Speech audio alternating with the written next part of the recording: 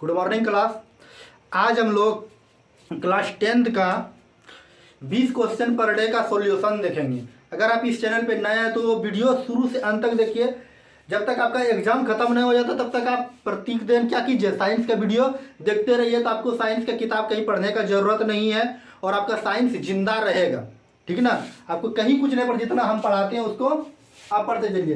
देखिए आपको स्क्रीन पे दिखता होगा पहला क्वेश्चन जो हम पढ़ते हैं, कह रहा है हीलियम कैसा तत्व है। क्या कह रहा है ये, हीलियम कैसा तत्व है। तो ए नंबर में ऑप्शन दिया हुआ है ओक्रिया गैस। ठीक, तो इसका क्या हो जाएगा, हीलियम क्या है, एक प्रकार का ओक्रिया गैस है। ठीक, जो आपकी स्क्रीन पे दिखता होगा ए नंबर। ठीक ना, अब देखिए हम क्या कर देते हैं, ओक्रिया गैस हीलियम कह रहा है कि हीलियम क्या है, हीलियम क्या है, एक ओक्रिया गैस है। अब देखिए ओक्रिया गैस के अंतर्गत और कौन कौन से परीक्षा में पूछ सकते हैं। अब देखिए ओक्रिया गैस का, जिसको हम लोग क्या कहते हैं, निष्क्रिय गैस भी कहते हैं। इसका हम सीरीज लिखा देते हैं। जैसे हीलियम हो गया, नियॉन हो गया, ठीक, आर्गन हो गया, ठीक, और क्रिप्टॉन हो गया, जेनॉन हो गया और रेडॉन हो गया। आप इतना अगर याद कर लेते हैं आपका काम बन जाएगा। तो परीक्षा में कुछ भी पूछ सकता है। मान के चलिए इस एग्जाम में दिया है क्या, हीलियम दिया, अगले एग्जाम में क्या दे सकते हैं, नियॉन भी दे सकते हैं, आर्गन भी दे सकते हैं, क्रिप्टॉन भी दे सकते हैं, जेनॉन भी दे सकते हैं और रेडॉन भी दे सकते हैं। ये सबको हम लोग क्या कहते हैं, ओक्रिया गैस कहते हैं या निष्क्रिय गैस कहते हैं। ठीक है ना, इसको वर्ग 18 में रखा गया है, या जो वर्ग शून्य कहते हैं या जिसको वर्ग हम लोग 0 भी कहते हैं। आगे अब हम लोग क्वेश्चन देखेंगे। 2 नंबर जो दिया हुआ है, कह रहा है जल में हाइड्रोजन तथा ऑक्सीजन का परमाणु संख्या का अनुपात क्या होगा।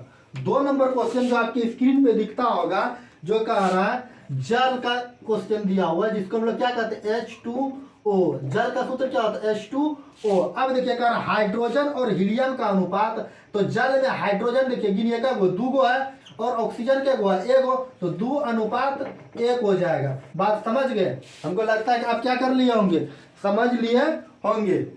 ठीक, अब 3 नंबर क्वेश्चन कह रहा है आवर्त सारणी में कितने आवर्त होते हैं।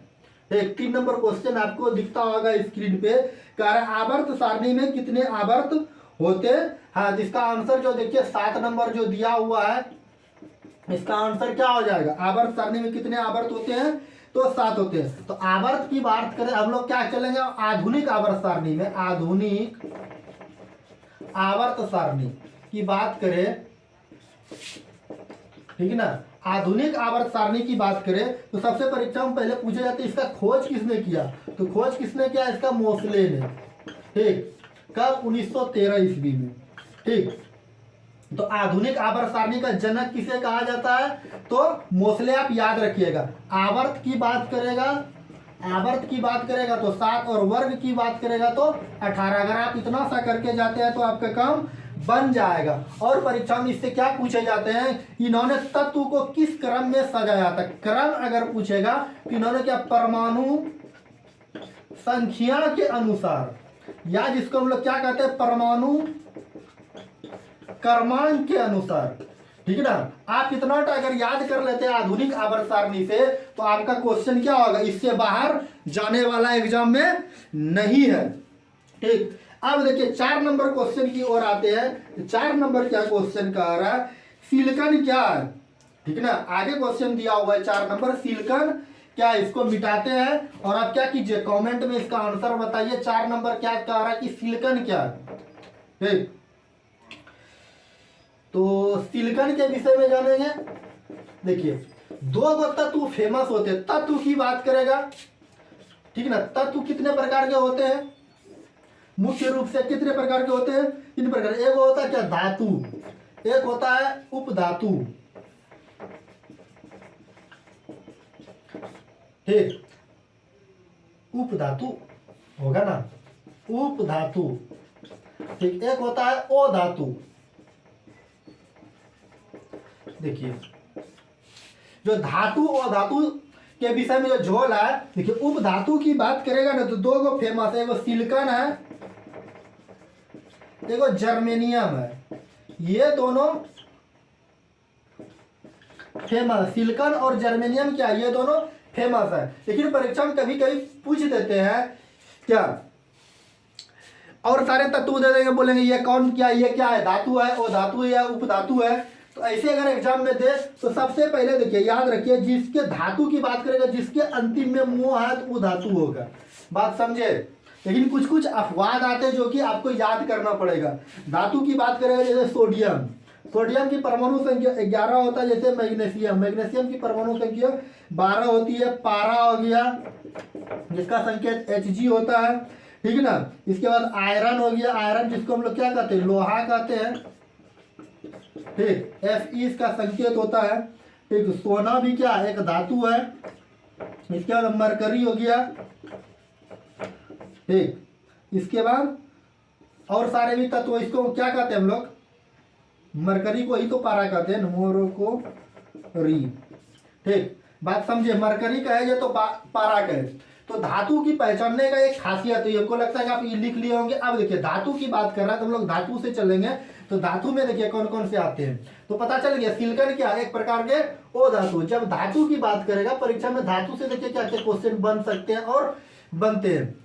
तो सबसे पहले दे देता निम्नलिखित में से कौन सा धातु है, हम क्या बताएं, जिसके अंतिम में मोह है तो क्या हो जाएगा, धातु हो गया। जैसे सोडियम हो गया, सोडियम एक प्रकार के क्या एक धातु जिसकी परमाणु संख्या क्या होती है 11 होती है। और परीक्षा में पूछा धातु प्रायः ठोस अवस्था में पाए जाते हैं, ठीक है। सोडियम एक ऐसा तत्व है या धातु है जिसको हम लोग क्या करते हैं, चाकू से काटते हैं और केरोसिन तेल में इसको हम डुबा के रखते हैं। कई बार एग्जाम में पूछे जाते हैं सोडियम के विषय में, कौन सा ऐसा तत्व है जिसको हम लोग चाकू से काटते हैं या कभी कभी दे देते हैं जिसको हम लोग क्या करते हैं, केरोसिन तेल में डुबा के रखे जाते हैं। तो धातु क्या है, प्रायः ठोस अवस्था में पाए जाते हैं। तो ठोस अवस्था में पाए जाते हैं। लेकिन पारा एक ऐसा धातु है जो ये क्या पाए जाते हैं, द्रव्य अवस्था में पाए जाते हैं। कई बार एग्जाम में पूछा हुआ है कौन सा धातु क्या द्रव्य अवस्था में पाए जाते हैं। और धातु की पहचानने का खासियत है जिसके बातम कक्षा में या तो 1 इलेक्ट्रॉन होगा या तो 2 इलेक्ट्रॉन होगा या तो 3 इलेक्ट्रॉन होगा। हमको लगता है कितना बात आप समझ लिए होंगे। अगर ओ धातु की बात करेगा, वो धातु जिसके अंतिम में नो है वो क्या हो गया, वो धातु हो गया। तो वो धातु की बात करेगा तो वो धातु मुख्य रूप से 3 तरह से पाया जाता है, एक ठोस भी पाया जाता है, एक द्रव्य भी पाया जाता है और एक गैस भी पाया जाता है। तीनों अवस्था में वो धातु पाए जाते हैं। तो गैस में जो है ना एगो मात्र फेमस है जिसका नाम है ब्रोमीन, ठीक है ना। तो ब्रोमीन जो है ये क्या कौन सी अवस्था में पाए जाते हैं, द्रव्य अवस्था में पाए जाते हैं। ये बहुत फेमस है, इसको क्या कीजिएगा आप लोग याद कर लीजिएगा। परीक्षा पूछे थे कौन से ऐसे ओ धातु है जो किसमें पाए जाते हैं, वो द्रव्य अवस्था में पाए जाते हैं। इसके बाद कार्बन हो गया, नाइट्रोजन हो गया, ऑक्सीजन क्या ऑक्सीजन गैस में चला आएगा। तो अब देखिए जितने भी हम लोग तत्व लिखे सबके अंतिम में क्या है, नो है। तो क्या हो गया, यह सब ओ धातु हो गया। और ओ धातु के बातम कक्षा में या तो 5 इलेक्ट्रॉन होंगे या 6 इलेक्ट्रॉन होंगे या तो 7 इलेक्ट्रॉन होंगे। अगर आप इलेक्ट्रॉन का संयोजी और संयोजकता का वीडियो नहीं देखे तो आप क्या कीजिए, पहले संयोजी और संयोजकता वाला वीडियो देख लीजिए। और एक बहुत फेमस क्वेश्चन है, परीक्षा में पूछे जाते हैं, धातु के ऑक्साइड, ओ धातु के ऑक्साइड क्या होते हैं, ठीक ना। ओ धातु के ऑक्साइड अम्लीय होते हैं, ठीक। ओ से ओ धातु, ओ से अम्लीय, बात समझे। और धातु के ऑक्साइड जो होते हैं ना ये क्षारीय होते हैं। ये आप अगर इतना सा याद करके जाते हैं, धातु और धातु से क्वेश्चन आपके एग्जाम में छूटने वाला नहीं है। बात समझ गए। अब आगे जो क्वेश्चन दिया हुआ है कह रहा है, जो आपको स्क्रीन पे क्या करता होगा, दिखता होगा, आप क्या कीजिएगा इसको तब तक बनाने का प्रयास कीजिए। क्या कह रहा है, ओ एच क्या है, ठीक। 5 नंबर क्वेश्चन जो दिया हुआ है आप क्या कीजिए, कमेंट में इसका आंसर बताइए। जो दिया हुआ क्या कह रहा है, ओ और एच क्या है, इस तरह से दिया हुआ है जी। क्या है, एक प्रकार का अल्कोहल है, अल्कोहल जिसको हम लोग क्या कहते हैं, शराब कहते हैं, ठीक है ना। बात समझे। इसके बाद आप देखिए आगे जो क्वेश्चन आपको स्क्रीन पे दिखता होगा उसको क्या करना है, बताना है। 5 के बाद 6 नंबर है, क्या है, प्राकृतिक में ऑक्सीजन का संतुलन कैसे बना रहता है। कर हमारे प्राकृतिक में मतलब हमारे वातावरण में इस प्रकार का संतुलन बना रहता है। तो ये कैसे बना रहता है? प्रकाश संश्लेषण के द्वारा। ठीक, तो इसका आंसर क्या हो जाएगा? प्रकाश संश्लेषण। बात समझे? अब देखिए प्रकाश संश्लेषण क्या है। प्रकाश संश्लेषण से भी बहुत मेरे एग्जाम में पूछा गया। तो प्रकाश संश्लेषण क्या होता है? हरे पेड़ पौधे सूर्य प्रकाश की उपस्थिति में वातावरण से कार्बन डाइऑक्साइड गैस को ग्रहण करके क्या करते हैं और ऑक्सीजन गैस को मुक्त करके अपना भोजन को बनाते हैं। भोजन बनाने की प्रक्रिया को क्या कहते हैं हम लोग? प्रकाश संश्लेषण कहते हैं। अब देखिए 6 नंबर क्या कह रहा है? 6 नंबर तो हो गया ना, 7 नंबर ना होगा। तो 7 नंबर में क्या कर रहा है? पौधे में शोषण की क्रिया के अंतर्गत एडीपी के टूटने में कितने ऊर्जा मुक्त होती है? इसका आंसर क्या हो जाएगा? 30.5 के जी जूल MOL मोल। बात समझे? 30.5 के जी जूल प्रति मोल।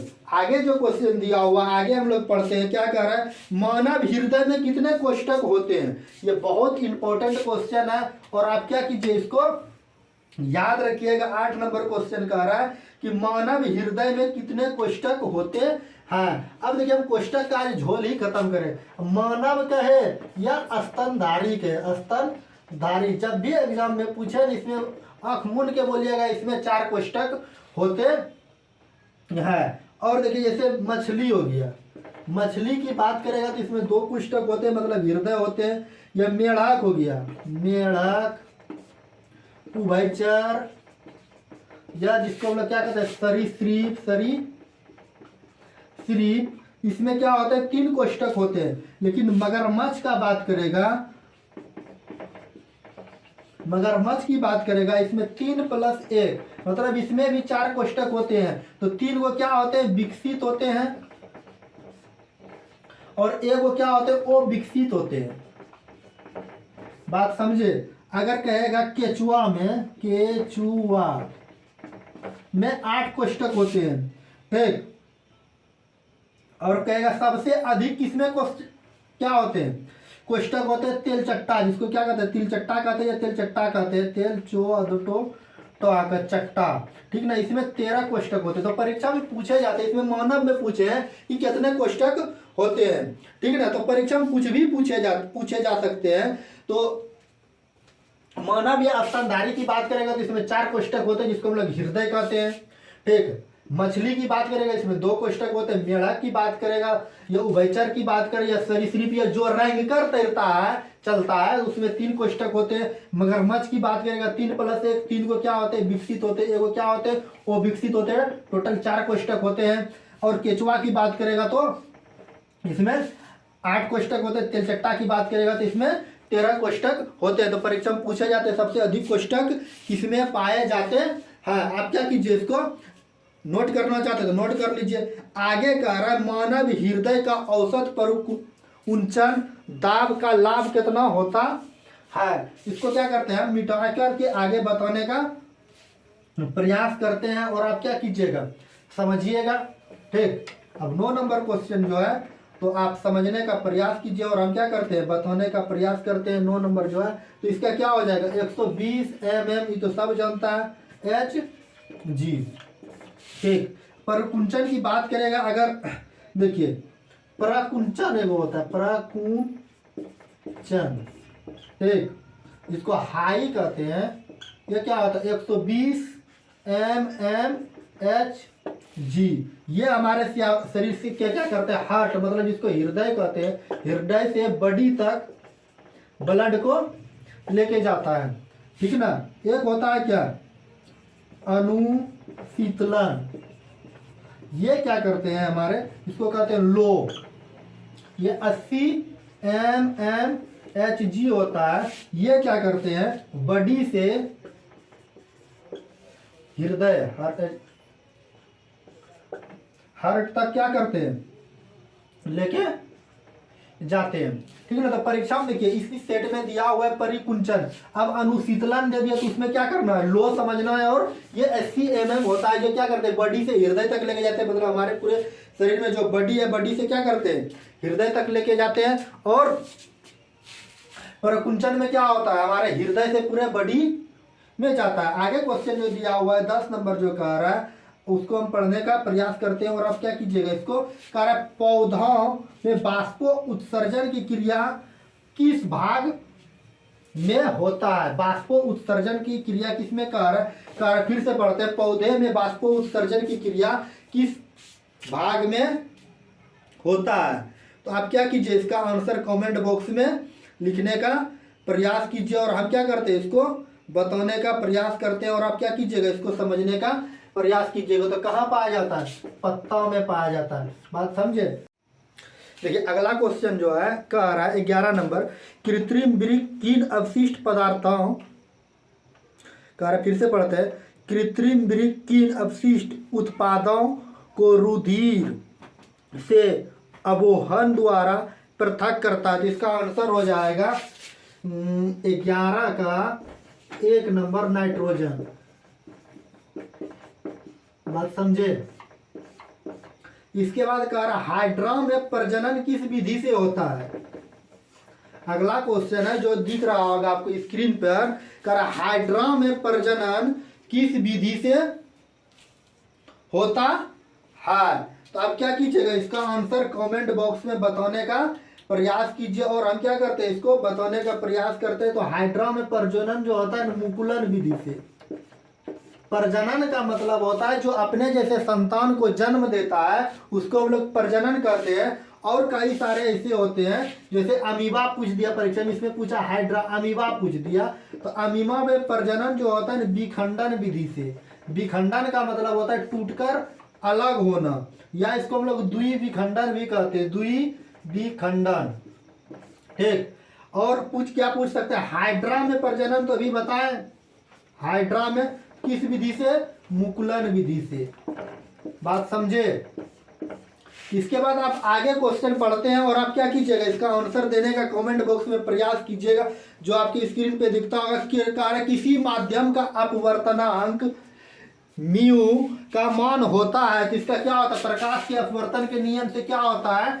तो हमारा ये क्या हो जाएगा, 13 नंबर हो जाएगा साइन आई बटे साइन आर। बात समझे। अब 14 नंबर क्वेश्चन देखिए क्या कर रहा है, दाढ़ी बनाने के लिए कौन सा दर्पण का उपयोग करते हैं। तो दाढ़ी बनाने के लिए ऑटोमेटिक एक वो तो अवतल दर्पण का उपयोग करते हैं। बात समझे।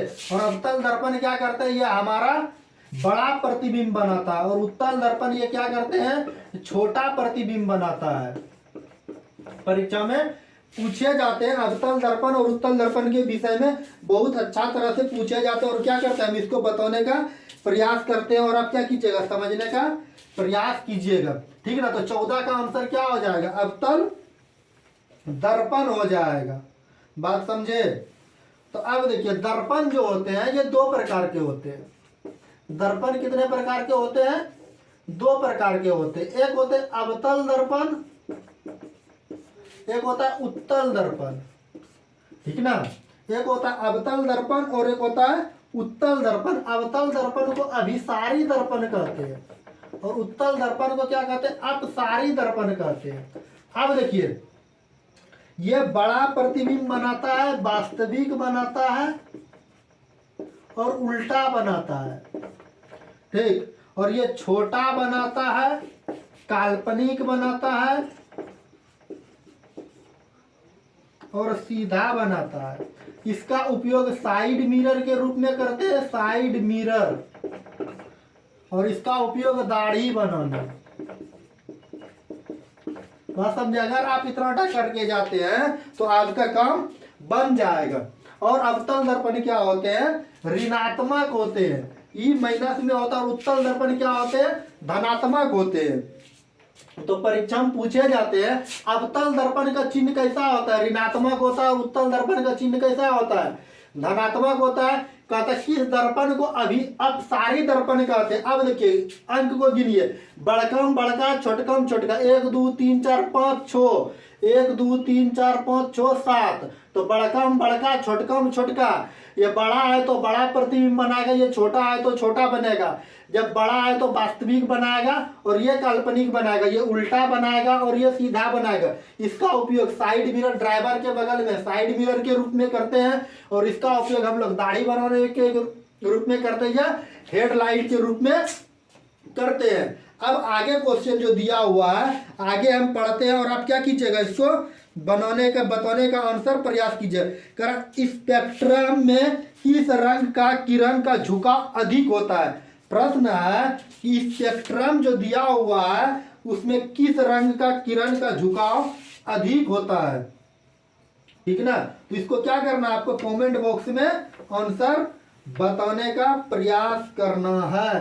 तो इसका क्या हो जाएगा आंसर, आप जानते ही होंगे, अगर नहीं जानते तो हम क्या करते हैं बता देते हैं। 15 का क्या हो जाएगा, बैगनी रंग का। बात समझे, ऑप्शन में जो दिया हुआ है बैगनी, तो क्या हो जाएगा बैगनी। अब देखिए आगे जो 16 नंबर ऐसा क्वेश्चन का रहा है, 16 नंबर हम बताने का प्रयास करते हैं, और क्या कीजिएगा आप समझने का प्रयास कीजिएगा। 16 नंबर का आ रहा है विद्युत फ्यूज विद्युत धारा के किस प्रभाव पर कार्य करता है। तो इसका आंसर क्या आप कमेंट बॉक्स में बताइए। तब तक क्या करते हैं हम इसको मिटाने का प्रयास करते हैं, और आप क्या कीजिएगा बताइएगा इसका आंसर। तो इसका आंसर क्या हो जाएगा, उष्मीय प्रभाव। 16 का क्या हो जाएगा, उष्मीय प्रभाव। बात समझे। और 17 नंबर जो दिया हुआ है क्वेश्चन कह रहा है, क्या कह रहा है क्वेश्चन कि किसी कुंडली का प्रतिरोध, तो इसका पता है V बराबर I इंटू आर, जो आपको स्क्रीन पर दिखता होगा। अगर ये ऐसे नहीं हुआ है तो क्या ऑप्शन क्या दिया हुआ है यहाँ पे, तो हम लोग ये क्या कर रहे हैं R बराबर, तो R इधर रहने देंगे, V बटे I हो जाएगा बराबर R। ठीक है, अगर इस तरह से ऑप्शन है तो ठीक है। तो दिख रहा है C नंबर में, तो इसका आंसर हो जाएगा किसी कुंडली का प्रतिरोध ज्ञात करने के लिए किस सूत्र का प्रयोग करते हैं। तो आंसर इसका क्या हो जाएगा, सी का। डायनबो किस प्रकार का धारा उत्पन्न करती है, 18 नंबर। डायनबो किस प्रकार की धारा को उत्पन्न करती है, इसमें क्या हो जाएगा, AC प्लस DC दोनों हो जाएगा। बात समझे। तो दोनों ऑप्शन किस में है, इसमें ऑप्शन दोनों किस में, हाँ C नंबर में। इसका आंसर क्या हो जाएगा, C नंबर का। डेंगू उत्पन्न करने वाले किस मच्छर, डेंगू उत्पन्न करने वाले मच्छर किस तरह के जल में रहते हैं। तो इसका तो आंसर आप जानते होंगे, तो क्या हो जाएगा, साफ जल। क्या का है 19 का क्या हो जाएगा, साफ जल। ठीक। तो डेंगू जो होते हैं मादा एनोफ्िलीज मच्छर के काटने के कारण होते हैं। निम्नलिखित में से कौन सा बायोगैस ईंधन का स्रोत नहीं है। इसका क्या आंसर हो जाएगा, नाभिकीय ऊर्जा, जो कि ऑप्शन नंबर सी पर लिखा हुआ है। तो इसका क्या हो जाएगा, नाभिकीय ऊर्जा। अगर पूछेगा नाभिकीय ऊर्जा का मुख्य घटक, नहीं, बायोगैस का मुख्य घटक क्या होगा, बायोगैस का मुख्य घटक तो क्या हो जाएगा, इसका होता है मीथेन। बात समझे। चलिए आज की क्लास को यहीं समाप्त करते हैं। पर डे सुबह के 6 बजे साइंस का सॉल्यूशन देखेंगे 20 क्वेश्चन। Thank you.